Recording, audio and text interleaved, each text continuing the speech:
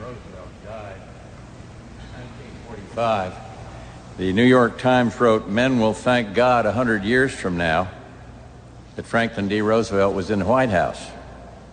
It will not take 100 years to thank God for Ronald Reagan." But why? Why was he so admired? Why was he so beloved? He was beloved first because of what he was. Politics can be cruel, uncivil. Our friend was strong and gentle. Once he called America hopeful, big-hearted, idealistic, daring, decent, and fair. That was America, and yes, our friend. And next, Ronald Reagan was beloved because what he believed. He believed in America, so he made it his shining city on a hill. He believed in freedom, so he acted on behalf of its values and ideals. He believed in tomorrow, so the great communicator became the great liberator. He talked of winning one for the Gipper, and as president, through his relationship with Mikhail Gorbachev, with us today, the Gipper, and yes, Mikhail Gorbachev, won one for peace around the world. If Ronald Reagan created a better world for many millions, it was because of the world someone else created for him. Nancy was there for him always. Her love for him provided much of his strength, and their love together transformed all of us, as we've seen renewed seeing again here in the last few days.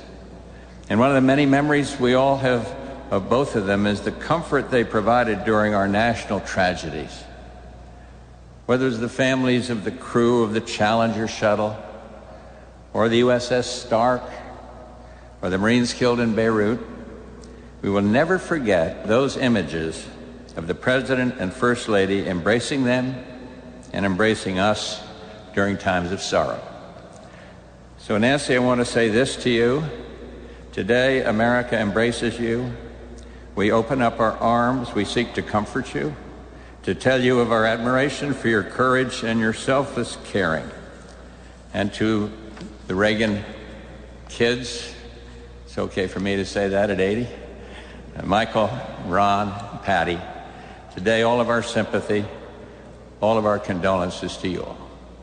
And we remember too your sister Maureen, home safe now with her father. As his vice president for 8 years, I learned more from Ronald Reagan than from anyone I encountered in all my years of public life.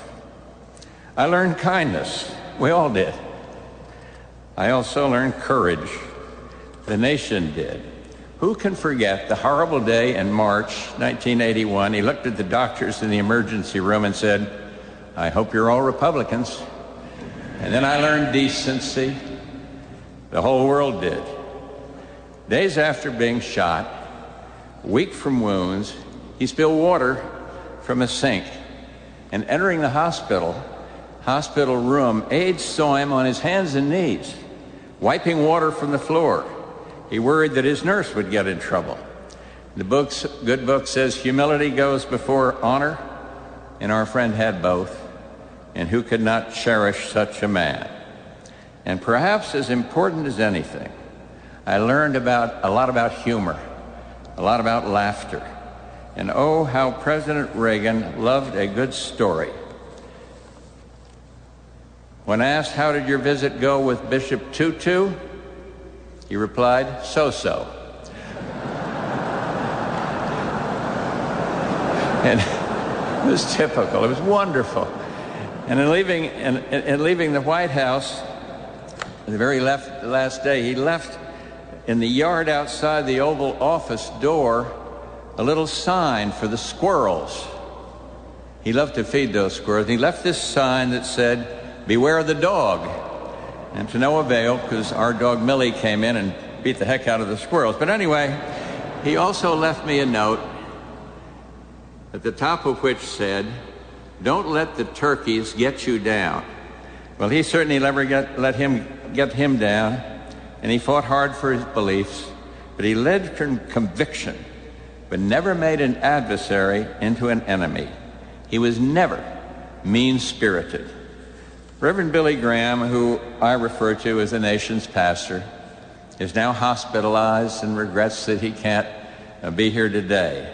And I asked him for a Bible passage that might be appropriate. And he suggested this from Psalm 37. The Lord delights in the way of the man whose steps he has made firm. Though he stumble, he will not fall. For the Lord upholds him with his hand. And then this too from 37. There is a future for the man of peace. God bless you, Ronald Wilson Reagan, and the nation you loved and led so well.